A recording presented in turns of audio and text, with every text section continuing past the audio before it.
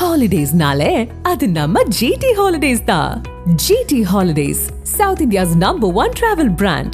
You know you are special when you're with GT Holidays.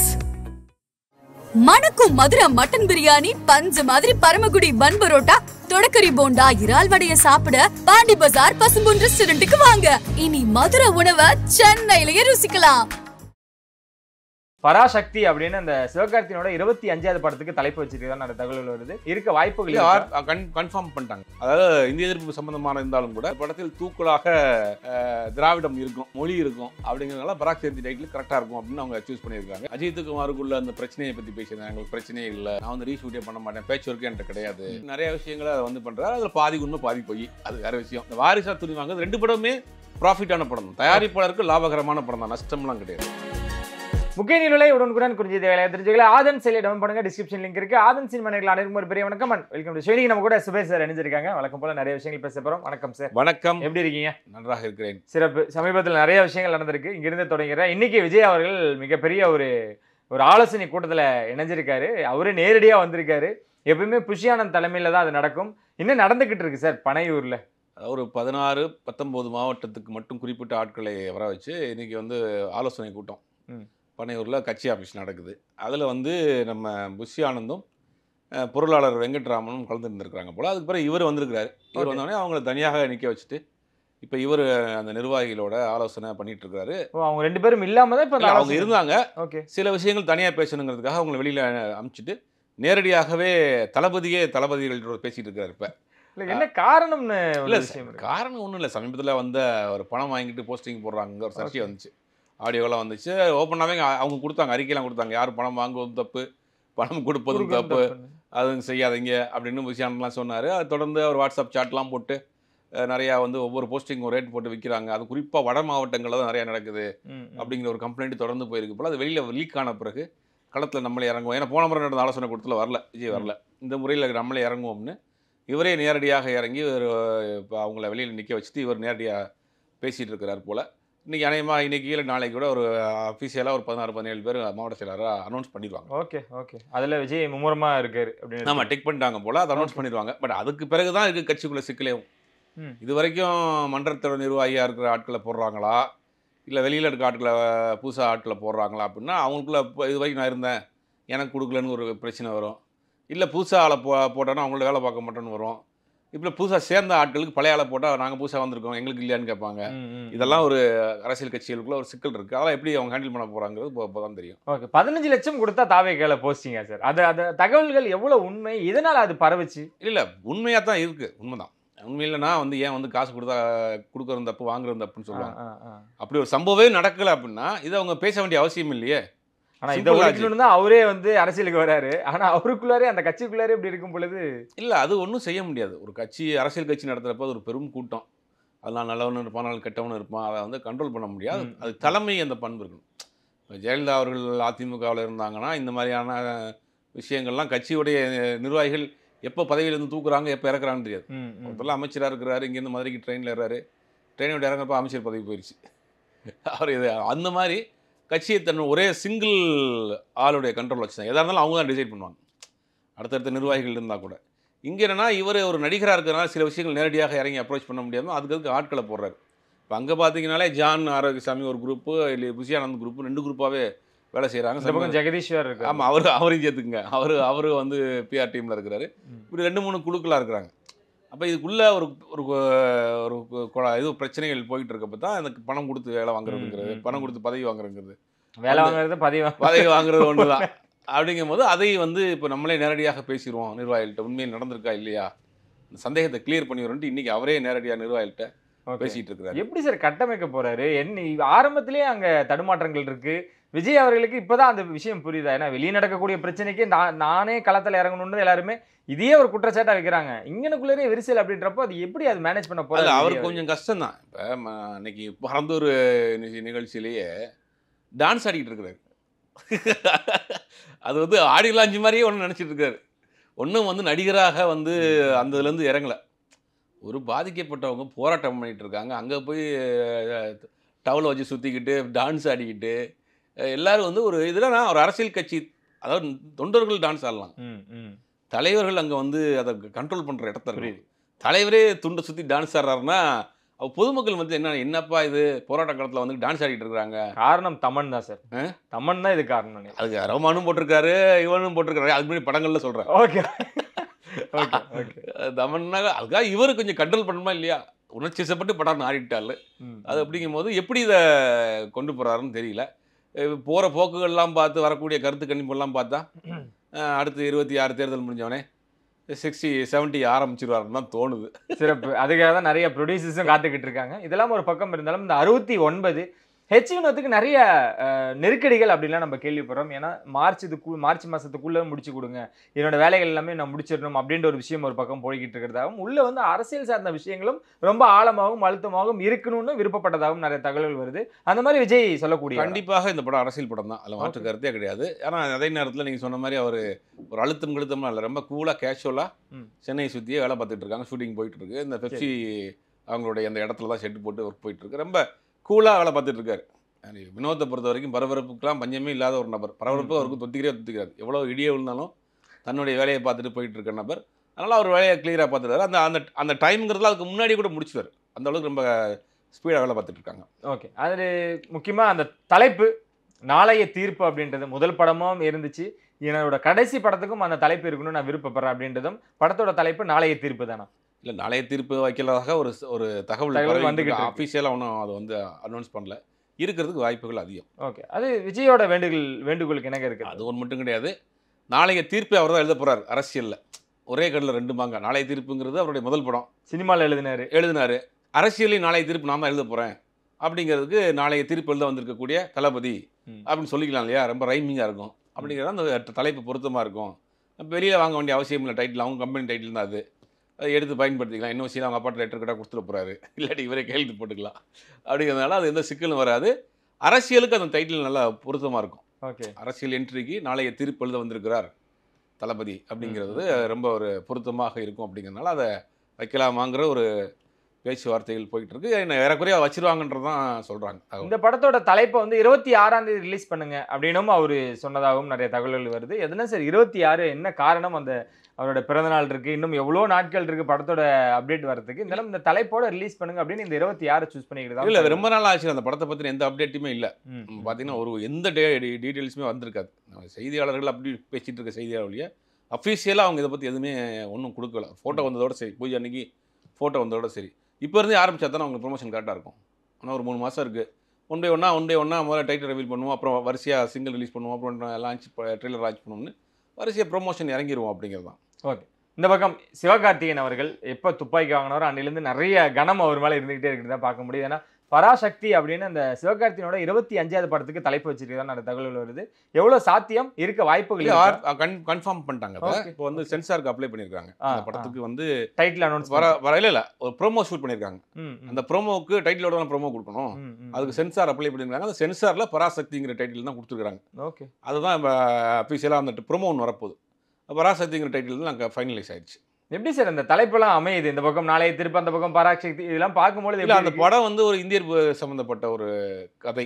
Okay. ரெண்டாவது பராசக்திங்கிற கதையை title பராசக்திங்கிற படத்துக்கு நிறைய சம்பவங்கள் இருக்குது. சம்பவங்கள்லாம் இருக்குது. கலைஞருடைய வசனத்தில் வந்த படம். முதலில் சிவாஜி கணேசன் அவர்கள் அறிமுகமான படம். முதலில் அவர் பேசப்பட்ட வார்த்தை வந்து சக்ஸஸ் அப்படிங்கிற ஒரு வார்த்தை.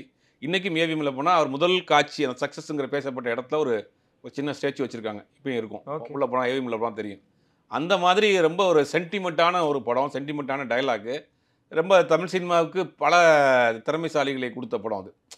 அந்த டைட்டிலுக்கே ஒரு பவர் இருக்குது. அதனால் வந்து இந்த படத்துக்கு கரெக்டாக பராசக்தின்னு வைப்போம். அதாவது இந்திய எதிர்ப்பு சம்மந்தமான இருந்தாலும் கூட இந்த படத்தில் தூக்கலாக திராவிடம் இருக்கும், மொழி இருக்கும். அப்படிங்கிறதுனால பராசக்தி டைட்டில் கரெக்டாக இருக்கும் அப்படின்னு அவங்க சூஸ் பண்ணியிருக்காங்க. ஏறக்குறைய அதுவும் ஃபைனல் பண்ண மாதிரி தான் வருது தகவல். இல்லை, சூர்யா அவர்களோட கதைக்களம் அப்படின்றப்போ புறநானூரே வச்சிருந்துருக்கலாமே அப்படின்றது ஒரு விஷயம் தான். இல்லை படத்தோட குழு வந்து இது வேணாம், இது வந்து சூர்யா அவர்களுக்காக வச்ச தலைப்பு, நம்ம மாற்றி எடுக்கலாம் அப்படின்றனாலயா, இல்லை அந்த தலைப்பு அவங்க கொடுக்காதனாலயா சார்? இல்லை, கதையே வாங்கிட்டாங்களா ஆல்ரெடி? ஆமாம், வாங்கிட்டாங்களா. அங்கே பண்ண கதை தானே அது. ஆமாம். அப்படிங்கும்போது கதையவே அங்கே என்ஓசி வாங்கிட்டு தானே பண்ணிட்டு இருக்கிறாங்க. தலைப்பு வாங்குறது தான் பெரிய விஷயம் கிடையாது. புதுசாக ஒரு தலைப்பு ட்ரை பண்ணுவார்கள். புறநானூறு சூர்யாங்கிறது ரிஜிஸ்டர் ஆயிடுச்சு. ஓகே. இப்போ பராசக்தி சிவகார்த்திகேயன் அப்படிங்கிற மாதிரி அதை ரிஜிஸ்டர் பண்ணிடுவோம் அப்படிங்கிறதுக்காக இந்த டைட்டில் சூஸ் பண்ணியிருக்காங்க. ஆல்ரெடி பராசக்தி ஹீரோடா அப்படின்னு ரஜினி வேற ரொம்ப அழுத்தமா சொல்லியிருந்தாரு சார். அதெல்லாம் பார்க்கும் பொழுதுதான் இந்த பக்கம் விஜய் அவர்களோட அந்த அந்த அந்த ஒரு இடத்துக்காகவும் அந்த ஒரு பிம்பத்துக்காகவும் ஓடிக்கிட்டு இருக்காரு. ரஜினியும் கூட இப்ப சிவாஜி இப்ப சேர்த்துக்கிட்டாரு. சிவாஜி அவர்களும் ரஜினி அவர்களும் ஏன்னா அந்த அனௌன்ஸ்மெண்ட் நீங்க சொன்ன மாதிரி அந்த டீசரோட ரிலீஸ் ஆக போகுது அப்படின்றப்போ அது அது அந்த மாதிரி மார்க்கெட் உயர்ந்துருச்சு. அது மாதிரி தான் எதிர்பார்க்கலாங்களா சிவகார்த்தியனோட அடுத்தடுத்த ப்ராஜெக்ட்? இல்ல அதுக்கு மூவ் ஆகுறாரு. ஓகே, அதை நோக்கி ஒரு போறாரு, ஓடுறாரு, அந்த இடத்தை தக்க வைக்கணும்னு நினைக்கிறாரு. அது எல்லாருக்கும் உள்ள ஆசை தானே. அதுக்கு உண்டான முயற்சிகள் பண்ணுறாங்க. இந்த ப்ராஜெக்ட்ஸ் வரிசையாக அவருக்கு லைன் அப்பில் இருக்க ப்ராஜெக்ட்ஸ் ஏஆர் முருகதாஸாக இருக்கட்டும், இந்த படமாக இருக்கட்டும், அப்புறம் அடுத்து சிவி சக்கரவர்த்தி படமாக இருக்கட்டும், எல்லாமே பார்த்தீங்கன்னா ஆல்ரெடி ப்ரூஃப் பண்ண டேரக்டர்ஸ். அப்படிங்கும்போது ஒரு நல்ல லைன் அப் தான் வச்சுருக்காரு. அதை நோக்கி தான் போய்கிட்டு இருக்காரு. வரட்டும், ப்ரொடக்ஷன் வெளியே வரட்டும், எப்படி இருக்குன்னு பார்க்கலாம். விடாமுயற்சி 6ஆம் தேதி ரிலீஸ் அப்படின்றதை மீறி மகிழ் திரும்பியோட பேட்டிகளை நிறைய நம்ம பார்க்க முடியுது. அவரோட நேர்காணலில் நிறைய விஷயங்கள் தொடங்குறாரு. சார், இந்த பண்டிகைக்கு நம்ம படம் தள்ளி போனதை பற்றி, நம்ம படம் எப்போ வந்தாலும் பண்டிகை தான், அந்த ஒரு கான்ஃபிடென்ட் இருக்குல்ல சார்? அந்த அஜித் குமாருக்கு எப்போவுமே அந்த கான்ஃபிடென்ட் இருக்கா? இல்லை, பேசாமல் இருந்த மயில் திருமணியை பேச வச்ச மாதிரி நிறைய விஷயங்கள் தொடர்ந்து சமீப காலமாக படத்துக்காக பேசப்பட்டாலும் கூட நிறைய விஷயங்கள் பண்ணுறாரு. அஜித் குமாருக்குள்ள அந்த பிரச்சனையை பற்றி பேசியிருந்தேன். எங்களுக்கு பிரச்சனையே இல்லை, நான் வந்து ரீஷூட்டே பண்ண மாட்டேன், பேட்ச் ஒர்க்கே என்கிட்ட கிடையாது அப்படின்னு நிறைய விஷயங்களை வந்து பண்ணுறாரு. அதில் பாதி உண்மை பாதி போய், அது வேறு விஷயம். அது வந்து ஒரு இதுக்காக சொல்லுவாங்க, ஒரு இன்டர்வியூக்காக சொல்கிறக்கூடிய விஷயந்தான். மகிழ் திருமணியை பொறுத்த வரைக்கும் ஒரு மிகச்சிறந்த ஒரு டேரக்டருங்கிறத மாற்றுக்கிறது கிடையாது. ஒரு ப்ரொஃபஷன் பார்க்கக்கூடிய நபர் தான், கிரியேட்டிவிட்டி. அதனால தான் அஜித் அவரை சூஸ் பண்ணார். பட் பல காரணங்களால் அந்த படம் தள்ளி போச்சுன்னு வச்சுங்களேன். ஃபைனல் ப்ராடக்ட் எப்படி வந்திருக்குன்றது தான் நான் மெயின். அப்படிங்கும்போது ஒரு எல்லாருக்குமே ஒரு சாட்டிஸ்ஃபேக்ஷனான ஒரு தகவல் தான் வருது. படம் ரொம்ப ஃபாஸ்ட்டாக இருக்குது, பரபரப்பாக இருக்குது. அஜித்தினுடைய கரியரில் ஒரு ஹாலிவுட் படம் பார்க்குற மாதிரியே ஒரு ஃபீல் கொண்டு வரக்கூடிய படமாக இருக்குது. வித்தியாசமான கதையா. ஏற்கனவே அஜித்துக்கு அவரை கமிட் பண்ணுற போய் சொன்னார்னு அவரே கூட இன்ட்ரோ சொல்லியிருப்பார். நம்ம 2 பேருடைய கேரியர்லேயும் ஒரு புதிய ஒரு அட்டம்ப்ட், புதுசான ஒரு படமாக இருக்கணும் அப்படின்ட்டு இருக்காங்க. அதே மாதிரி தான் வந்திருக்கிறதாக தகவல் வருது. அப்படிங்கும்போது படத்துக்கு உண்டான ப்ரொமோஷனை இறங்கிட்டாங்க.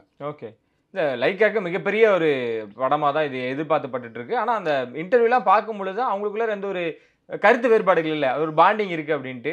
இந்த படம் 2 படங்கள் அடுத்தடுத்து ரிலீஸ் இருக்குன்னு சொல்லக்கூடிய அஜித்குமார் அவர்கள் இந்த படத்துக்கு ஏதாவது ஒரு வகையில் அந்த ப்ரொமோஷன்ஸில் அவரோட விஷயங்கள் பார்க்கலாமா சார்? அவரோட கமிட்மெண்ட் ஏதாவது பார்க்கலாமா? அது எதுவுமே பண்ண மாட்டார். அவர் படத்தை முடிச்சு கொடுத்துட்டு அந்த படத்துக்கு இப்போ அந்த படம் சம்மந்தப்பட்ட இதே மறந்துட்டு அவர் எங்கேயோ பெல்ஜியம்லேயே போலந்துலேயே எங்கேயோ காரை ஓட்டிகிட்டு இருக்கிறாரு. அப்படிங்கும்போது அதை பற்றி அவர் எதுலேயுமே கண்டுக்கிற மாட்டார். எப்பயுமே நடக்காது, இப்போ சுத்தமாக நடக்காது. ஓகே, சுத்தமாகவே இருக்கு. இல்லை, அவர் இங்கே போய் டோட்டலாகவே 8 மாதம் மறந்துட்டார், சினிமாவை மறந்துட்டாங்க. அதில் அஜித்தை பொறுத்தவரைக்கும் நான் நிறைய தடவை பேசியிருக்கிறோம். ஏதாவது விஷயத்தில் இறங்கிட்டாருன்னா முழுவதும் முதலே இருப்பார். ஒரு படத்தில் கமிட் பண்ணால் கூட அந்த படத்தை முழுவதாக முடிச்சு டப்பிங் போடிச்சு சென்சார் வாங்கின பிறகு தான் அடுத்த படத்துக்கே போவார். அப்படி ஒரு வேலையை எடுத்துட்டாருன்னா அதில் முழு மூச்சாக இறங்கக்கூடிய நபர். அப்படிங்கும் போது இப்போ அதில் போயிட்டார். கார் ரேஸ் அதில் விஷயங்களில் ஃபுல்லாக அதில் மைண்டை கொண்டு போய் டைவர்ட் பண்ணிட்டார். அப்படிங்கும்போது இந்த பக்கம் வர்றதுக்கு வாய்ப்பே இல்லை. தில்ராஜ் வீட்டில் ரைடு நம்ம கேள்விப்பட்டிருப்போம். அது பார்க்கும் பொழுது அங்கே ஒரு வாரிசுக்கு ஒரு கலெக்ஷன் எழுதி வச்சிருக்கிறதாகவும் அந்த நம்பர்ஸ் வந்து என்ன நடந்துகிட்டு இருக்கு அப்படின்றது இன்ன வரைக்கும் போயிட்டு இருக்கு. அந்த படம் ரிலீஸுக்கு அப்புறம் 1 இயரா யார் வின் பண்ணாங்க அப்படின்ற ஒரு பேச்சு போயிட்டே இருந்தாலுமே கூட இன்ன வரைக்கும் அதை தொடர்ந்து போய்கிட்டே இருக்குல்ல சார்? வாரிசு ப்ராஃபிட்டா லாஸா, துணிவை விட அதிகமான லாபம் வந்துச்சா இல்லையா அப்படின்றது? இல்லை, துணிவு வாரிசு அந்த கம்பேரிசனுங்கிறதுலாம் இன்றைக்கி வெளியில் சொல்லக்கூடிய வசூலாக இருக்கட்டும், மற்ற விஷயங்களாக இருக்கட்டும், அஃபிஷியல் ஒன்று, அன்அஃபிஷியல் ஒன்று. ஓகே, இப்போ நீங்கள் அவங்க சொன்ன 40 கோடி ரூபாங்கிறது ஒயிட்டாக கொடுத்துருக்கலாம், மீதி அமௌண்ட்டை பிளாக்காக கொடுத்துருக்கலாம். அதுக்கு உண்டான அக்கௌண்ட்டு டாக்குமெண்ட்ஸ் வச்சுருந்துருப்பாங்க. அதை எடுத்து தான் நீங்கள் பேசிகிட்டு இருக்காங்க. அப்போ ஒரிஜினல் கலெக்ஷனுங்கிறது இப்போ சமீப காலமாக வந்து பெரிய அளவில் இல்லை. இந்த வாரிசா துணி வாங்குறது 2 படமே ப்ராஃபிட்டான படம் தான். தயாரிப்பாளருக்கு லாபகரமான படம் தான், நஷ்டம்லாம் கிடையாது. 2 படமே தயாரிப்பாளருக்கு லாபகரமான படம் தான். இந்த பெரிய நடிகர்களுடைய படத்துக்கு ஒரு இது என்னென்னா, அது ஆடியன்ஸே ஒரு 3 நாள் ஃபுல் பண்ணி விட்றாங்க, அவங்களுடைய ரசிகர்களே. அது 2வது வந்து ஓடிடி தளங்கள் அப்போ ரொம்ப பிஸியாக இருந்துச்சு, பெரிய அமௌண்ட் கொடுத்து வாங்கினாங்க. அப்படின்னு 2 படமே தயாரிப்பாளருக்கு லாபமான படம் தான். அவங்க சொல்கிற பட்ஜெட்டு வந்த கலெக்ஷனில் வேண்டாம், சில முன்ன பின்ன முரண்பாடுகள் இருக்கலாம், ஆனால் 2 படமே லாபகரமான படம் தான். ஓகே, ஆனால் தில்ராஜ் ஒரு நேர்காணலில் சொல்லும் பொழுது கூட வாரிசு எங்களுக்கு அவ்வளோ பெரிய ப்ராஃபிட் தரல, அதனால எங்களுக்கு சில நஷ்டங்களும் ஏற்பட்டுச்சு அப்படின்றது அவர் கொடுக்குறப்போ அது எல்லாமே கம்பேர் பண்ணி போடுறது. இல்லை, பெரிய அளவில் அவங்க எதிர்பார்த்தாங்க, அந்த அளவு வரல. பெரிய நம்பர் ஆஃப் அமௌண்ட்டை வந்து அவங்க வரும் அப்படின்னு ஒரு கால்குலேட் பண்ணாங்க. அவங்க எதிர்பார்த்த அளவுக்கு போகல அப்படிங்கிறத உண்மை. ஆனால் லாஸ் கிடையாது. ஓகே, லாஸ் இல்லை. T69 கூட இன்ன வரைக்கும் ஓடிடியில் வந்து பிஸ்னஸ் ஆகலை. ஆனால் அஜித் படம் பாருங்க, பேக் டு பேக் எல்லாமே ஆயிடுச்சு. விடாமுயற்சி ஆயிடுச்சு, குட் பேட் அகலே ஆயிடுச்சு. ஸோ விஜயோட மார்க்கெட் அப்படின்றது வந்து அவர் அரசியலுக்கு போகிறனால ஓடிடியிலுமே அந்த பிஸ்னஸ் இன்னும் எங்கேயுமே செட் ஆகலை அப்படின்ற ஒரு பேச்சு. இல்லை, எந்த படமே இப்போ குட் பேட் அகலாம் போன வருஷம் போட்ட அக்ரிமெண்ட். ஓகே, இந்த புது வருஷத்துக்கும் உண்டான அவங்க டோட்டலாக வந்து அவங்க ஓடிடி தளங்களோட நிறைய ரெஸ்ட்ரிக்ஷன் போட்டாங்க, நிறைய கண்டிஷன்ஸ் போட்டாங்க. எவ்வளோ பெரிய படமாக இருந்தாலும் ஒரு குறிப்பிட்ட அமௌண்ட் பிரீமியம் ஷேர் மாதிரி தர்றாங்க. அதை வாங்கிக்கிட்டு நாங்கள் படத்தை வந்து ஸ்ட்ரீம் பண்ணுறோம். ஓடின பிறகு நமக்கு ஒரு ராயல்ட்டி மாதிரி உங்களுக்கு ஒரு ஷேர் கொடுக்குறோம் அப்படிங்கிற ரேஞ்சுக்கு வந்துட்டாங்க. ஓகே. இந்த 150 கோடி கூட 100 கோடி கொடுத்துன்னு மொத்தம் வாங்கி அவங்க வந்து ஸ்ட்ரீம் பண்ணி அதை வச்சு ஓட்டிட்டு இருந்தாங்க. இப்போ அப்படி கிடையாது. எவ்வளோ பெரிய படம் வந்தாலும் சரி இந்த படத்துக்கு தக்க மாதிரி ஒரு அமௌண்ட் அட்வான்ஸ் கொடுத்துட்டு அந்த படத்தை நீங்கள் போடுங்க எங்களுடைய பிளாட்ஃபார்மில், ஓடிச்சுன்னா உங்களுக்கு ஒரு ஷேர் எனக்கு ஒரு ஷேர் பிரித்து எடுத்துக்கிறோன்ற மாதிரியான விஷயங்களுக்கு வந்துட்டாங்க. அப்படிங்கும் போது அவங்களுக்கு எல்லாருக்குமே பயங்கர ஷாக். OTT கொண்டு வந்திருக்க அந்த ரெஸ்ட்ரிக்ஷனுங்கிறது பயங்கர ஷாக். அவங்க 100 கோடி போகும் 150 கோடி போயின்னு நினச்சிட்டு இருந்தவங்களுக்கு இது ஒரு பெரிய ஷாக். இந்த குட் பை இது மட்டும் கிடையாது, 69 மட்டும் கிடையாது, எல்லா படத்துக்குமே அவங்க அந்த மாதிரியான ஒரு ரூல்ஸ் போட்டிருக்காங்க. சின்ன படம் பெரிய படம் எந்த படமாக இருந்தால் சின்ன படமாக இருந்தால் சின்ன அமௌண்ட், பெரிய படம் இருந்தால் பெரிய அமௌண்ட் அட்வான்ஸ் கொடுங்க, நம்ம ஸ்ட்ரீம் பண்ணுவோம், ஓடிச்சுன்னா எடுத்துங்கிற முடிவுக்கு வந்துட்டாங்க. ஓகே. அப்படிங்கும் போது அதனால அவங்க எதிர்பார்த்தது கிடைக்காத ஒரு விஷயங்கள் அப்படி போயிட்டு இருக்கு. அதனால தான் இந்த T69 கொஞ்சம் இந்த படம் மட்டும் இல்லை, ஏகப்பட்ட படங்கள் தான் போயிட்டு இருக்கு. ஓகே. ஃபைனலாக ஜெயிலர் 2 அதோட அனௌன்ஸ்மெண்ட் வீடியோ வந்ததுலேருந்து யார் நடிக்க போகிறாங்க, யார் உள்ளே வர போகிறாங்க அப்படின்ட்டு தான். குறிப்பாக அந்த பாலையா எதனால் அவர் பேர் ரொம்ப அடிபட்டு இருக்கு சார். கிட்டத்தட்ட அப்ரோச் பண்ணாங்க, இத்தனை கோடி சம்பளம் அப்படிலாம் கூட எங்களால். பாலையாவை பொறுத்த வரைக்கும் ரஜினிகாந்த் அவர்கள் பெர்சனலான ஒரு நண்பர் அவங்க ஏற்கனவே தெரியும். நம்ம தமிழ்லேருந்து போன படங்கள் பெத்ராய்ட்லாம் கூட அவர் தான் பண்ணார். அப்படிங்கும் போது அந்த ஏற்கனவே ஒரு ஸ்டாரை நம்ம பயன்படுத்திட்டோம், இன்னொரு ஸ்டாரை பயன்படுத்துகிறோம். இப்போ கேரளாவில் பார்த்தோம்னா மம்முட்டி இந்த படத்தில் யூஸ் பண்ணலாமான்றாங்க. ஏற்கனவே மோகன்லால் பண்ணால் இந்த படத்தில் மம்முட்டி பண்ணலாமா அப்படின்னு. அப்போ ஒவ்வொரு அடுத்த 2வது வெர்ஷன் வர்றப்ப இன்னொரு ஸ்டாரை பயன்படுத்தும். ஒரே ஆள் வந்து அது கூட கொஞ்சம் ரிப்பீட்டடாக இருக்கிற மாதிரி இருக்கும். அப்போ ஒவ்வொரு ஸ்டேட்லுக்கு இன்னொரு ஹீரோவை பயன்படுத்தலாம். அப்படிங்கும்போது ரஜினிகாந்த் அவர்களுக்கு ரொம்ப பிடிச்ச நடிகர், ஃப்ரெண்டு, ரொம்ப க்ளோஸாக இருந்திருக்காங்க. ஆரம்ப காலத்தில் ஒன்றா ட்ராவல் பண்ணுவாங்க. அப்படிங்கும்போது அவர் ஓகே, ரஜினி படம்னா ஒரு சம்பளங்களும் அதெல்லாம் தாண்டி அவங்க 2 பேருக்கும் நல்ல ஒரு பாண்டிங்க. அதனால் அவரை பண்ணலாங்கிற ஒரு ஐடியாவில் இருக்காங்க. இல்லை சிரஞ்சீவி பேரும் அடிபடுது. இப்போ வந்து சிரஞ்சீவியா இல்லை வந்து பாலையாவா அப்படின்ட்டு ஒரு காம்படிஷன் 2 பேர்த்துலையுமே பேசுகிறாங்க. ஓகே. சிரஞ்சீவியும் பேசுகிறாங்க, பாலையாவும் பேசுகிறாங்க. 2 பேருமே இவருக்கு ரொம்ப க்ளோஸான ஃப்ரெண்ட்ஸ் தான். அதை வந்து சன் பிக்சர்ஸை பொறுத்த வரைக்கும் அங்கேயும் சேனல்கள்லாம் இருக்குது, அது எல்லாருக்கும் தெரியும்.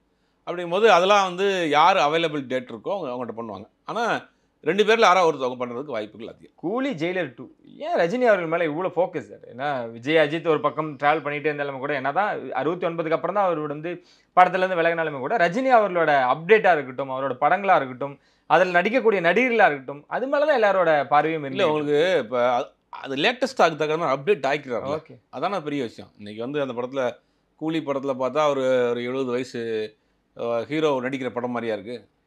லோகேஷ் கனகராஜை போட்டு மிரட்டி எடுத்துருக்காரு. 2வது ஜெயிலர் 2 பார்த்தா அதில் ஒரு ஸ்டோரி பண்ணி ஒரு இதை கிரியேட் பண்ணிகிட்டே இருக்காங்கல்ல, அதை கரெக்டாக அவர் பயன்படுத்துறாரு. ஆரம்பத்தில் எஸ்பி முத்துராமன் சார் கூட ஒரு 20-25 படம் பண்ணார்.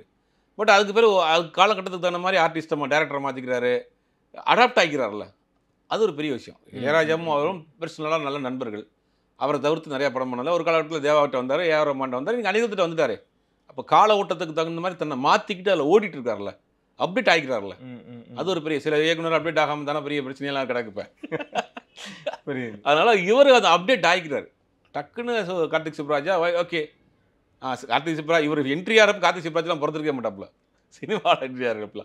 ஆனால் அது அப்டேட் ஆகிக்கிறாரு. அந்த பல்ஸ் தெரியுது, ஆடியன்ஸோடைய பல்ஸ் இவர் பிடிச்சிக்கிறார். இவர் இந்த டேரக்டர், இந்த மியூசிக் டேரக்டர், இந்த காம்பினேஷன் போட்டால் படம் இருக்கும், ஓடும். அதுக்கு அனுபவம் இருக்குல்ல, அந்த கிட்டத்தட்ட 50 வருஷம் அனுபவம். அந்த இப்போ உள்ளவருடைய பல்ஸை கண்டுபிடிச்சிருக்காருல, அதான் பெரிய விஷயம். கண்டிப்பாக அதெல்லாம் வந்து அந்த எக்ஸ்பீரியன்ஸில் வர்றது தான். சிறப்பு. நம்ம அடுத்தடுத்த அப்டேட் என்ன விஷயங்கள் வந்தாலும் நம்ம பேசுவோம் சார். ரொம்ப நன்றி சார், நிறைய விஷயங்கள் எங்களுக்காக பகிர்ந்துக்கிட்டதுக்கு. நினைச்சலாம் சந்திக்கிறேன். உங்களை தேடி பெறாலும் நன்றி, வணக்கம்.